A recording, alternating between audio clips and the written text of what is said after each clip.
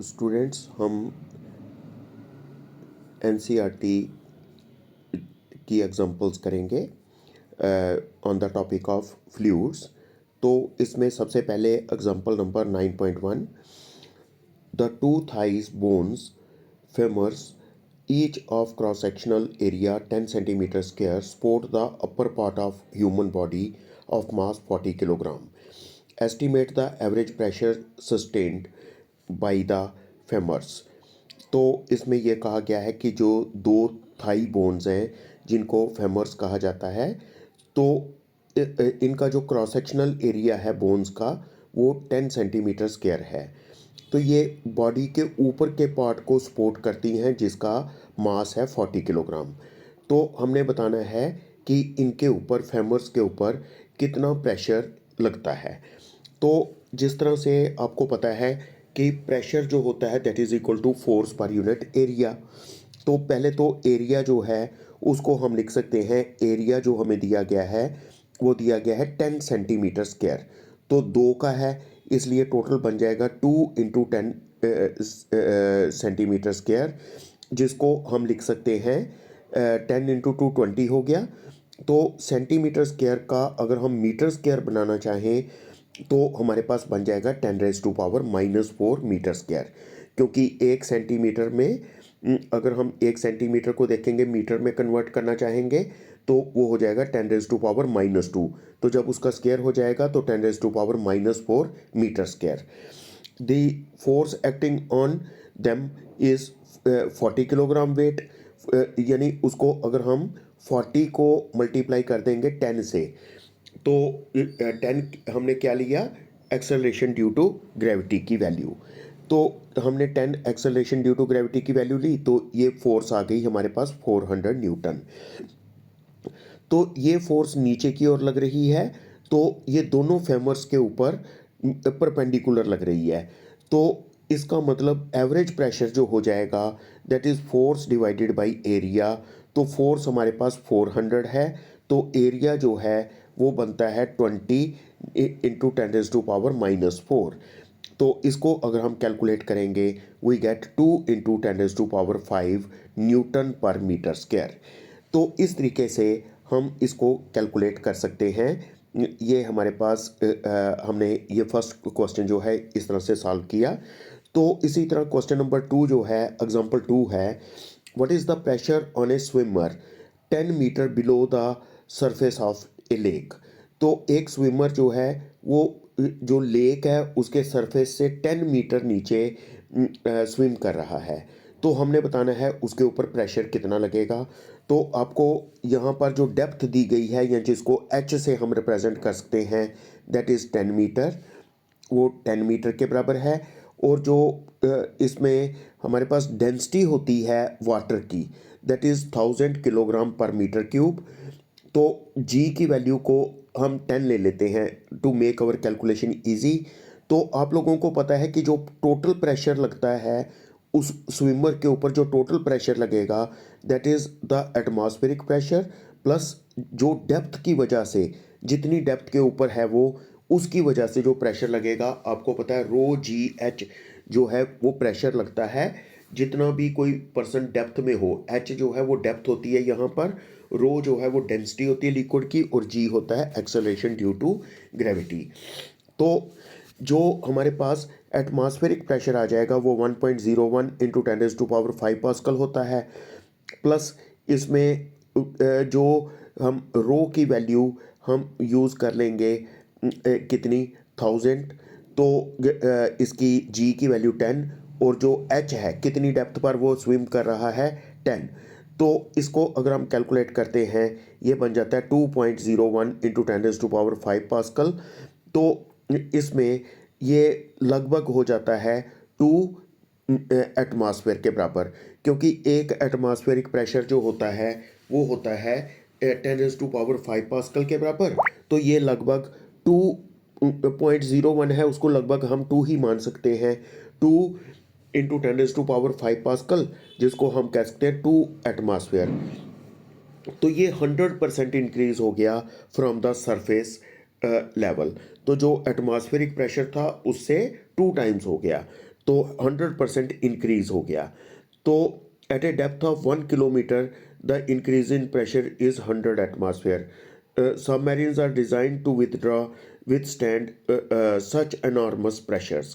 तो अगर कोई चीज़ मतलब 1 किलोमीटर नीचे यानी 1000 मीटर नीचे सरफेस के अगर चलती हैं तो उनके ऊपर 100 एटमॉस्फेयर प्रेशर लगता है।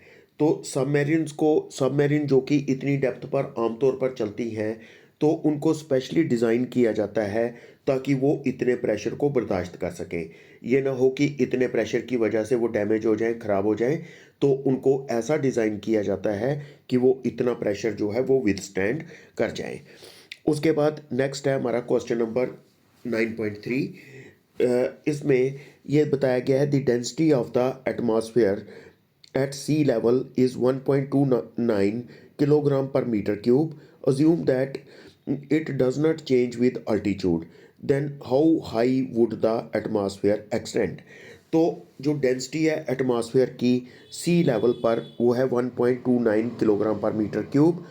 तो हम ऐसा अज्यूम कर लेते हैं कि ये डेंसिटी चेंज नहीं होती अल्टीट्यूड के साथ। एक्चुअल में तो चेंज होती है, आपको पता है कि जैसे जैसे हम हाइट पर जाते जाते हैं तो डेंसिटी एयर की कम होती जाती है।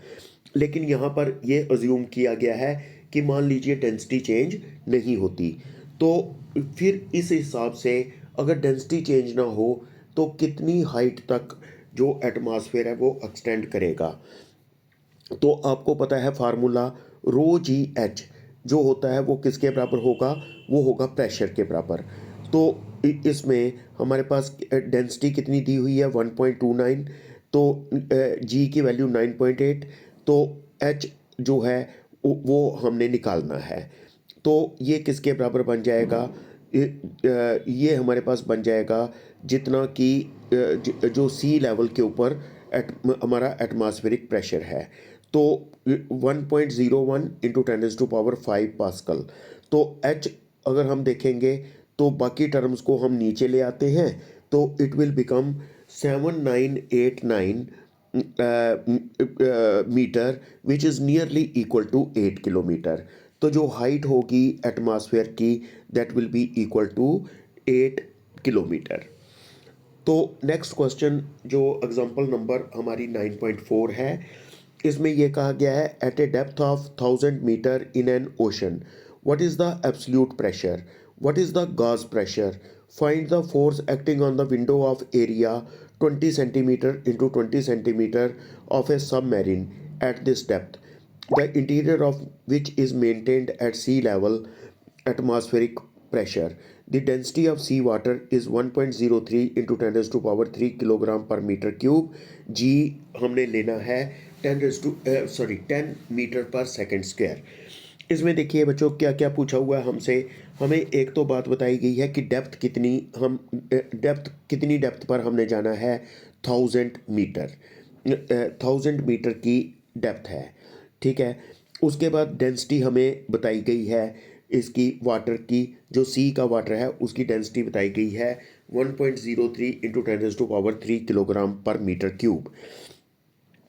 तो आपको पता है कि जो वहाँ पर जो प्रेशर होगा, ये इक्वेशन हमने पहले भी की थी कि जो प्रेशर होगा 1000 मीटर डेप्थ पर वो किसके बराबर होगा, जितना कि एटमॉस्फेरिक प्रेशर है, क्योंकि एटमॉस्फेरिक प्रेशर भी तो उसके ऊपर लग रहा है। जितना एटमॉस्फेरिक प्रेशर है पीए प्लस जितना डेप्थ की वजह से प्रेशर है that is rho g h. तो इसमें जो एटमॉस्फेयर का प्रेशर है वो तो आपको पता है 1.01 इंटू 10⁵ पास्कल प्लस रो हमें दिया गया है, रो की वैल्यू 1.03 इंटू 10⁻³ जी की वैल्यू हमने 10 लेनी है और डेप्थ जो है वो 1000 मीटर है। इसको हम कैलकुलेट करते हैं, ये आ जाता है नियरली 104 एटमॉस्फेयर। तो अब गॉस प्रेशर किसके बराबर होता है, गॉस प्रेशर होता है कि जितना नीचे प्रेशर होगा माइनस अगर हम उसमें से एटमॉस्फेरिक प्रेशर माइनस कर देते हैं तो वो किसके बराबर हो जाएगा, रो जी एच के। तो उसको हम गॉस प्रेशर कह देते हैं। तो गॉस प्रेशर किसके बराबर हो जाएगा, that will be equal to row row की वैल्यू लिखनी है, जी की वैल्यू लिखनी है, एच की वैल्यू लिखनी है। तो इसको हम अगर कैलकुलेट करेंगे तो ये आ जाता है 103 एटमॉस्फेयर। तो अगर प्रेशर जो है इनसाइड द सबमरीन वो किसके बराबर होगा? प्रेशर आउटसाइड द सबमरीन वो तो होगा जितना एटमॉस्फेरिक का प्रेशर है, एटमॉस्फेरिक प्रेशर है प्लस जितना डेप्थ की वजह से प्रेशर है। लेकिन हमें बताया गया है कि उसके अंदर जो प्रेशर है वो एटमॉस्फेरिक प्रेशर के बराबर है सबमरीन के अंदर। तो इसलिए नेट प्रेशर किसके बराबर होगा? जितना कि गाज प्रेशर होगा। गाज प्रेशर किसको बोलते हैं? मतलब जितना उसका एब्सोल्यूट प्रेशर होगा माइनस जितना उसमें से अगर हम माइनस कर देंगे एटमॉस्फेरिक प्रेशर, तो जो अभी हमने निकाला था 103 एटमॉस्फेयर के बराबर। तो एरिया जो है विंडो का वो किसके बराबर है? दैट इज इक्वल टू कितना था? 20 सेंटीमीटर इंटू 20 सेंटीमीटर। तो वो कितना बन जाता है? 0.04 मीटर स्क्वायर। तो फोर्स किसके बराबर होती है? That is force is equal to pressure into area. तो प्रेशर है 103 इंटू 10⁵ तो एरिया है इतना 0.04 मीटर स्क्वायर। तो इसको अगर हम कैलकुलेट करेंगे तो ये हमारे पास बन जाता है 4.12 इंटू 10⁵ न्यूटन। तो इस तरह से हमने ये भी देखा कि उस सबमरीन की जो विंडो है उसके ऊपर प्रेशर कितना लगेगा, ये चीज़ हमने इस तरह से यहाँ पर कैलकुलेट कर ली। तो इसमें हमने एब्सोल्यूट प्रेशर भी निकाला, गॉस प्रेशर भी निकाला, और जो विंडो है सबमरीन की उसके ऊपर हमने प्रेशर को भी कैलकुलेट किया। नेक्स्ट क्वेश्चन, नेक्स्ट एग्जांपल जो है वो है 2 syringes of different cross sections without needles filled with water are connected with a tightly fitted rubber tube filled with water. Diameters of the smaller piston and larger piston are 1 centimeter and 3 centimeter respectively. A.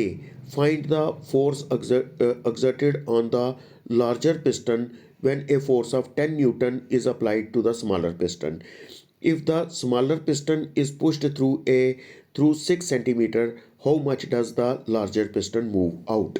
तो इसमें जो आपको बताया गया है कि 2 syringes हैं। Syringes आपको पता ही है किसको बोलते हैं, जिससे इंजेक्शन लगाते हैं। तो 2 सिरिंजेस हैं लेकिन उनके साथ नीडल नहीं लगी हुई। उनको हमने आपस में कनेक्ट किया हुआ है, टाइटली कनेक्ट किया हुआ है ताकि वाटर बाहर फ्लो ना कर सके।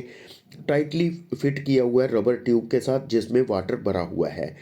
तो डायामीटर जो है स्मॉलर पिस्टन का, जो 2 निडल्स है ना, तो उनमें से एक जो छोटे वाली निडल है उसका जो पिस्टन का एरिया है जिसको हम अंदर को दबाते हैं, तो वो उसका एरिया है 1 सेंटीमीटर और बड़ी वाले का है 3 सेंटीमीटर।